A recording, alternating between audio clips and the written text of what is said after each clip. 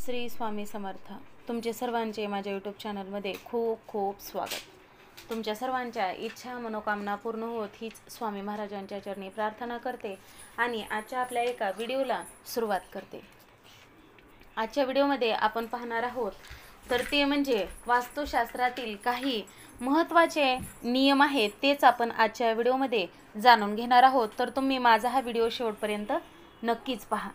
बघा, कोणतीही मोठी वस्तू खरेदी करायची असल्यास सूर्यास्त अगोदर करावी. सूर्यास्तानंतर वस्तू खरेदी केल्यास व पैसे दिल्यास लक्ष्मी मातेचा नाश होतो. संध्याकाळनंतर दिवे लागल्यावर कोणाला पैसे देऊ नये, तसेच राहूच्या काळात पैसे देणे किंवा व्यवहार करू नयेत. बुधवारी पैसे कोणास उधार देऊ नयेत. बुधवारी पैसे दिल्यास ते बुडतात आणि वसुलीला देखील बघा आपल्याला खूप त्रास होतो.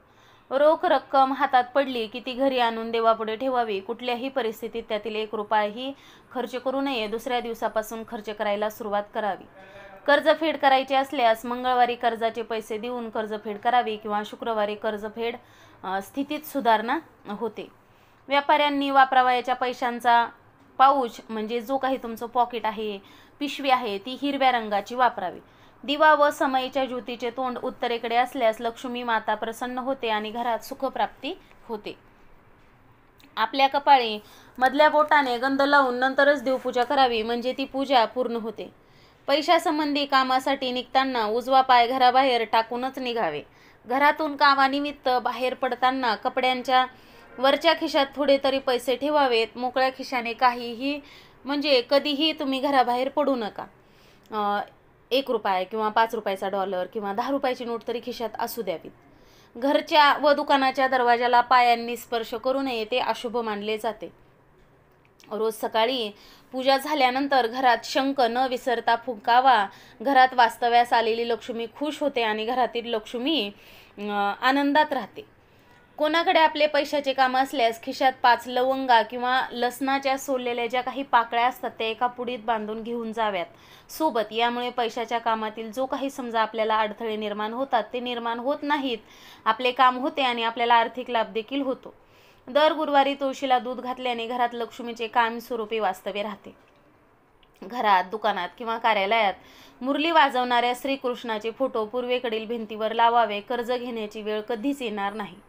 कोणत्याही महत्त्वाच्या कामासाठी घराबाहेर पडताना चमचाभर दही साखर खाणे अत्यंत शुभ आणि लाभदायक असते. जेवण करताना मांडीवर किंवा हातात ताट घेऊन जेवण करू नये. घराच्या मुख्य दरवाजा नेहमी फडक्याने पुसून स्वच्छ ठेवावा. तसेच संध्याकाळी तिन्ही सांजेला मुख्य दरवाजाजवळ थोडा उघडा ठेवावा आणि त्यावेळेस धूप दाखवावा. रोज सकाळी पहिली भाकरी गाईला, दुसरी कुत्र्याला व तिसरी छतावर पक्ष्यांसाठी ठेवावी. यामुळे पितृदोष नाहीसा होतो व पितृदोषाने होणारे त्रास देखील कमी होतात. घराच्या मुख्य दरवाजापेक्षा घराच्या आतील दरवाजे हे कधीही उंच अथवा मोठे असू नयेत. तर हे वास्तुशास्त्रातील आजच्या व्हिडिओमध्ये आपण काही महत्त्वाचे नियम होते तेच जाणून घेतलेले आहे. तर तुम्हाला माझा हा व्हिडिओ आवडला असेल तर नक्कीच व्हिडिओला लाईक करा, शेअर करा आणि असेच नवनवीन व्हिडिओ पाहण्यासाठी चॅनलला देखील सबस्क्राईब नक्कीच करा. आजची झालेली सेवा स्वामी महाराजांच्या चरणी अर्पण करते आणि माझा हा व्हिडिओ इथंच थांबवते. श्री स्वामी समर्थ. जय जय स्वामी समर्थ. धन्यवाद.